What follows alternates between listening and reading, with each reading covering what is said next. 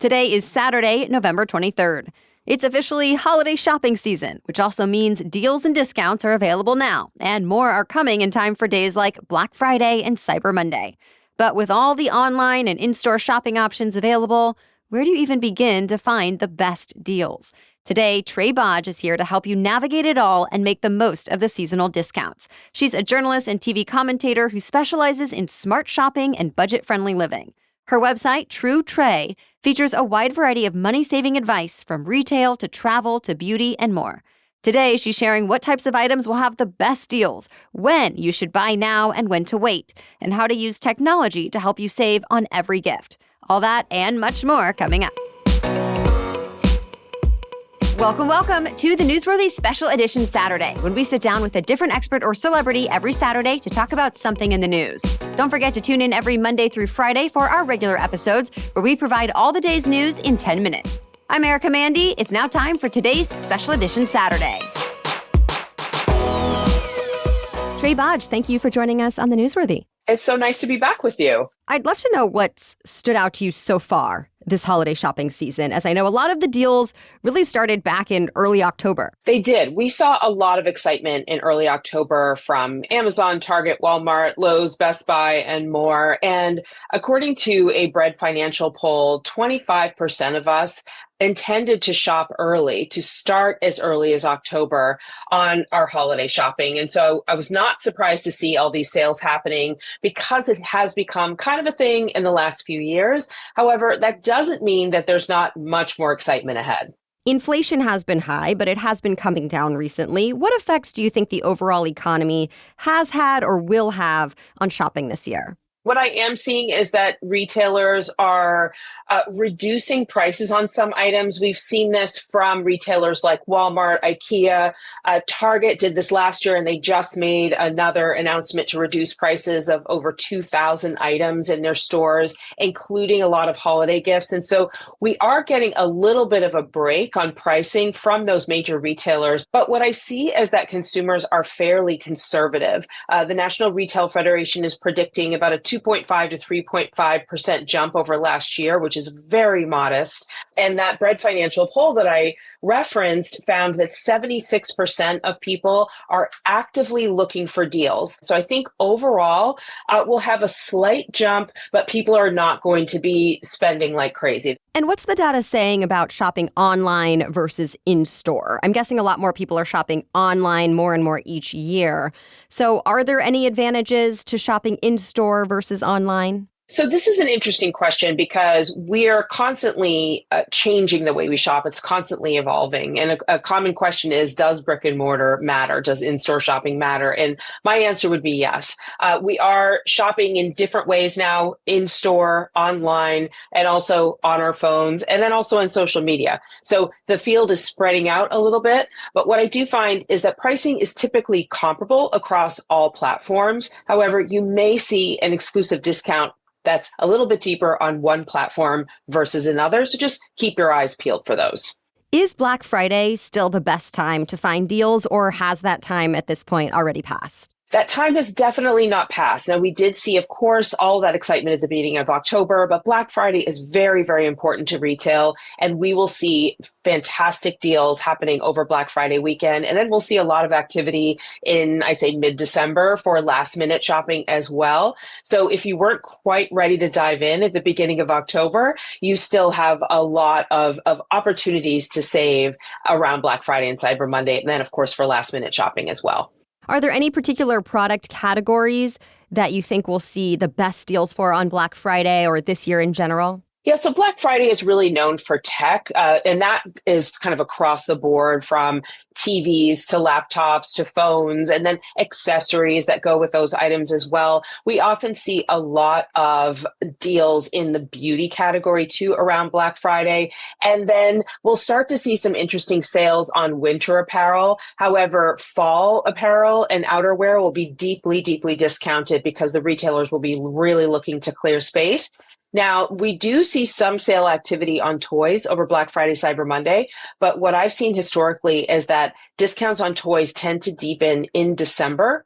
And so that's maybe like a hold. If you're trying to kind of tackle just a couple categories at once, I would maybe hold on toys, and I would hold on anything specifically holiday themed, like even holiday gift sets that are specific to the holiday, because retailers are going to be discounting those sets to move in December. And so it's better to wait on those items.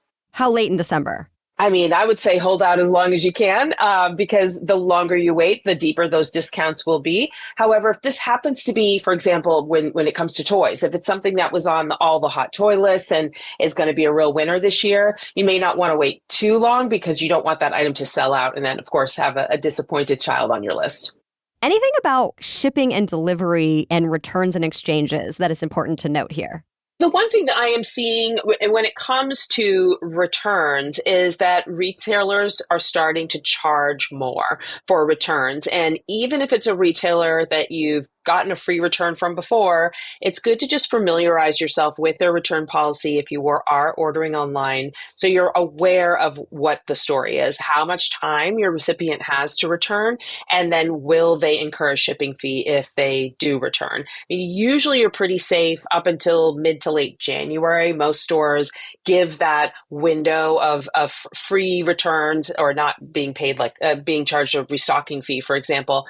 But after end of January, like you might be in trouble. There are so many deals, discounts, promos, and other incentives for shoppers around the holidays that I know for me, I sometimes kind of like shut down just feeling overwhelmed by it all. Do you have any advice for people like me who want to stay focused on what they need and kind of keep things straight when it comes to all the different promos out there? Yeah, so I think sometimes, to your point, it does get overwhelming. There's so much noise, and there's so much noise across all these different platforms. And so this sounds so basic, but it really helps is to make a list of your recipients, a couple of gift ideas for each, and a budget for each. And I would also add yourself to that list. And I say this because we often tend to buy more for ourselves during the holiday shopping season. And it's because we're shopping more, right? We're seeing more, and then we're intrigued more. So if you add yourself to the list and set a budget, like a max that you can treat yourself to, that will help you stay on budget and on track. Still ahead, Trae shares her favorite tech tools to find and get the best deals online. And we get specific about credit cards, which ones may be worth it to save and reap the rewards, and when it's probably best to avoid them. Plus, she gives us some perspective and ideas for when it's all just too much money. But first, a break for our sponsors. This episode is brought to you by Hiya. Before my kiddo started preschool, I wanted to start giving him a vitamin to help support his immunity, energy, brain function, mood, his developing body, and more. And after doing a lot of my own research, I chose Hiya. And to be clear, I chose Hiya even before I knew they would sponsor this podcast. More than a year and a half later, I continue to love how Hiya is formulated with the help of nutritional experts and is pressed with a blend of 12 organic fruits and veggies, then supercharged with 15 essential vitamins and minerals. And what was important to me was that this vitamin is not just a bunch of sugar, because some children's vitamins out there are basically candy in disguise. Instead, Hiya is made with 0 sugar and 0 gummy junk, and yet my 3-year-old loves taking his Hiya Children's Vitamin and Kids Probiotic each morning.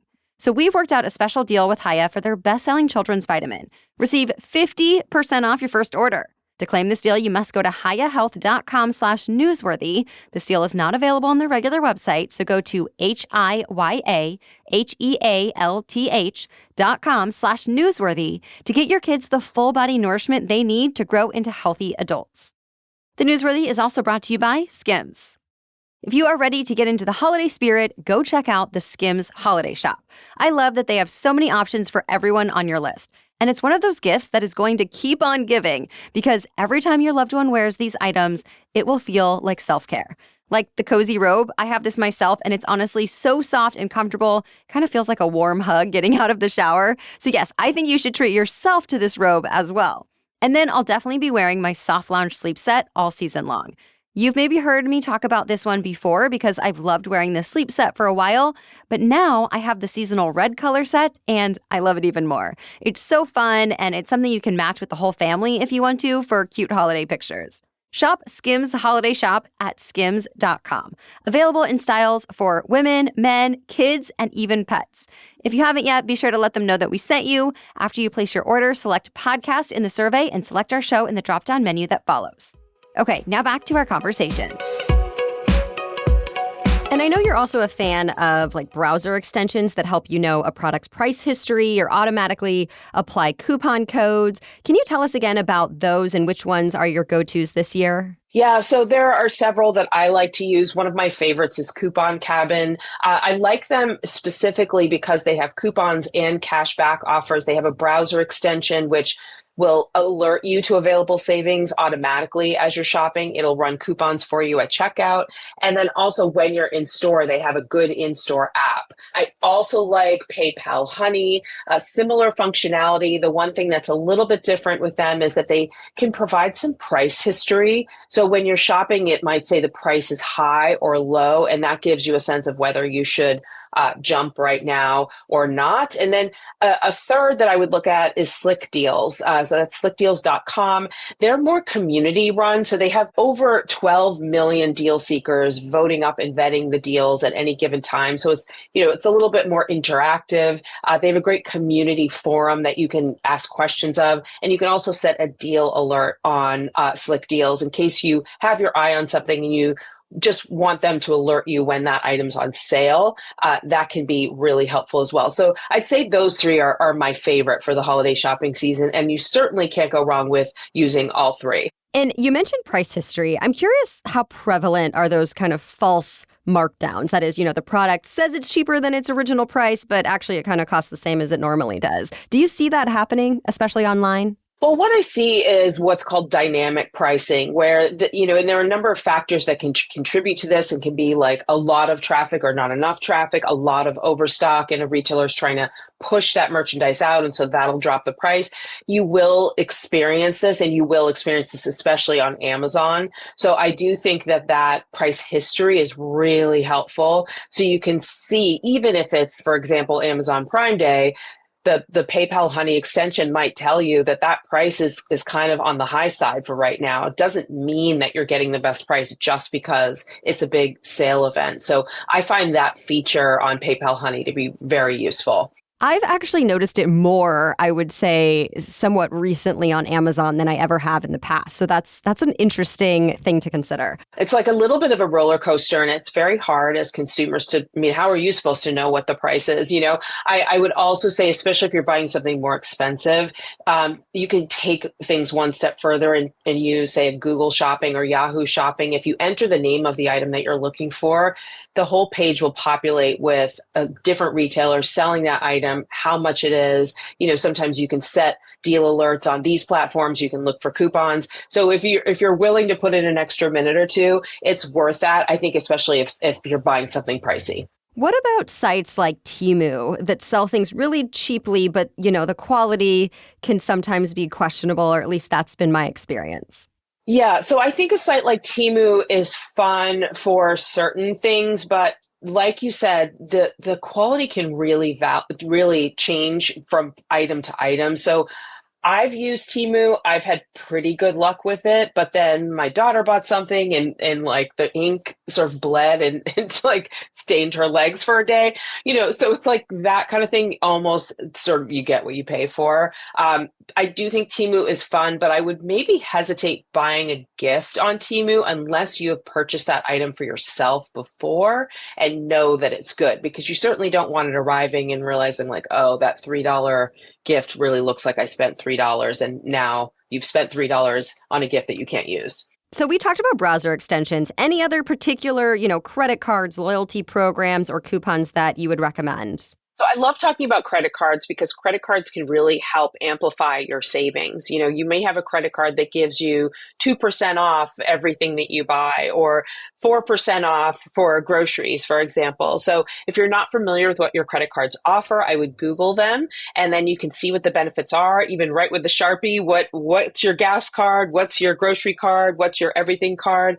If you realize that you don't have a card in your wallet that's good for general shopping, Bread Financial has a really good one. I partner with them, so I'm familiar with all their products, but they have an American Express cash back that gives you 2% cash back on everything. So that's a really good all-in-one card if you don't want to think about it and jump from card to card. What about store-specific credit cards? Yeah, so store-specific credit cards can be really good if you're a regular shopper. Some of them have great benefits, like the Target Red Card. There's a debit card and a credit card that gives you 5% cash back on everything you buy. The Amazon Prime Visa is also a favorite of mine, 5% cash back on everything you buy on Amazon, and then as well as Whole Foods. However, store credit cards tend to have a higher annual percentage rate than others.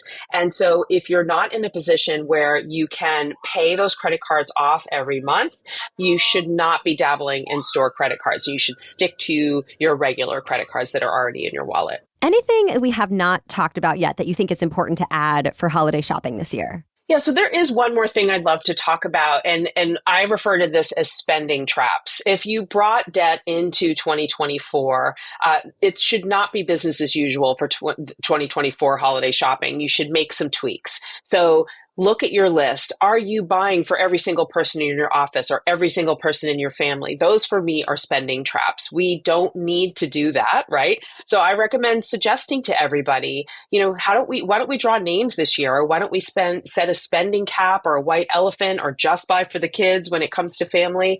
Set those boundaries in your family, and everyone will be so glad that you were the one that stepped up and suggested it, because it's just not necessary to go into debt to show someone how much you love them. When you really think what the holidays are about, right? It's about showing your love. You don't have to go into debt to do that. Well, thank you so much to Trae Bodge for sharing her strategies with us today. Get even more of her great tips and tricks by checking out her website, truetrae.com. That's Trae, Trae. She gives helpful advice on budget-friendly living all year round. You can also follow Trae on her MSN feed and on Instagram. We have links to it all in today's episode notes on our website, thenewsworthy.com. Of course, we would love for you to join us again next week to stay up to date with the news to know each weekday. We've got 10-minute news roundups Monday through Friday mornings. And by the way, if you want to listen to The Newsworthy ad-free, you have a couple of options. Further support our work and get ad-free episodes by becoming a Newsworthy Insider. You can sign up for a free trial at thenewsworthy.com/insider. Or Wondery Plus subscribers can listen to episodes of The Newsworthy ad-free in the Wondery app. All right, thanks again for listening. We'll be back on Monday. Until then, have a great weekend.